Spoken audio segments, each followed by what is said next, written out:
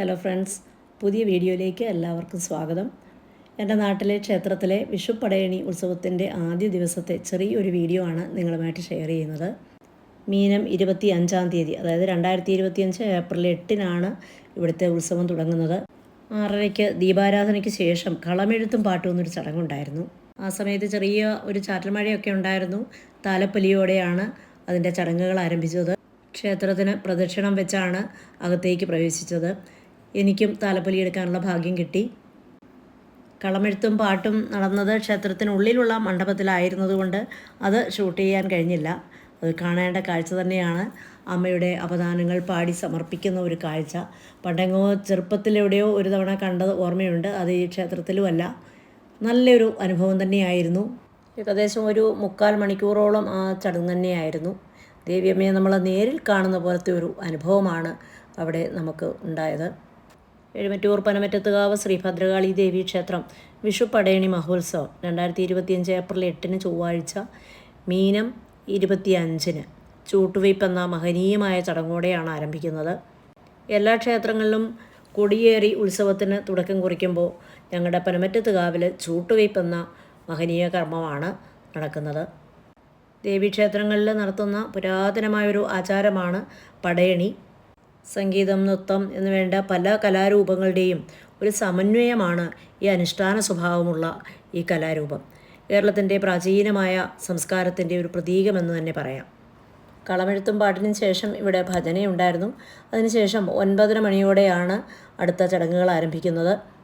ചൂട്ടുവയ്പ്പിന് മുൻപുള്ള ഒരുക്കങ്ങളാണ്. കവുങ്ങിൻ പാളകളിൽ നിർമ്മിച്ച് വലുതും ചെറുതുമായ അനേകം കോലങ്ങൾ ഇനിയുള്ള ദിവസങ്ങളിൽ കോലങ്ങൾ തപ്പിൻ്റെയും കൈമണിയുടെയും ചെണ്ടയുടെയും വാദ്യമേളങ്ങളോടെ ചൂട്ടുകറ്റയുടെ വെളിച്ചത്തിൽ ഇനി വരും ദിവസങ്ങളിലെല്ലാം ദേവിയമ്മയുടെ തിരുമുറ്റത്ത് അരങ്ങേറും.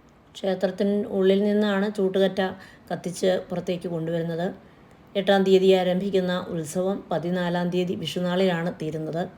ഇനി നമുക്ക് ചൂട്ടുവയ്പ് ചടങ്ങുകൾ കാണാം.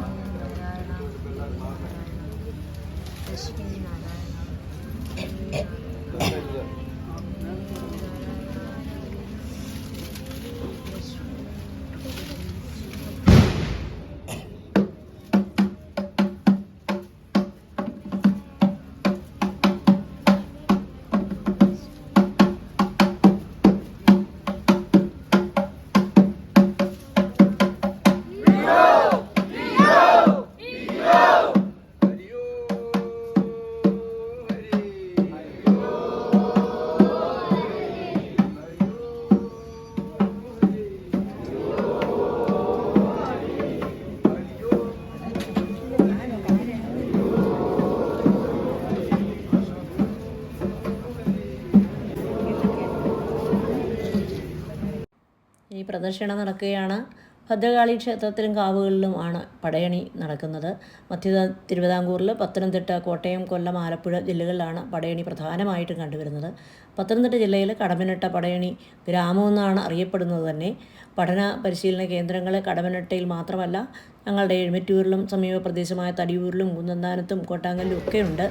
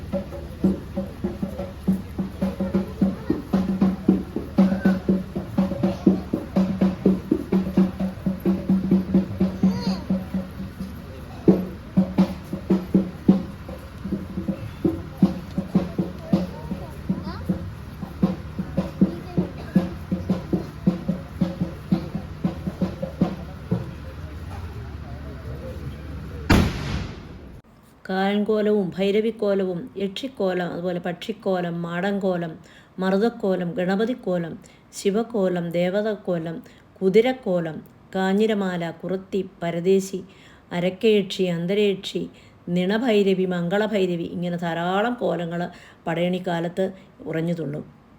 ഇന്ന് അതിനുള്ള തുടക്കം കുറിച്ചു. ധാരാളം വഴിപാട് കോലങ്ങളും ഇറങ്ങാറുണ്ട്.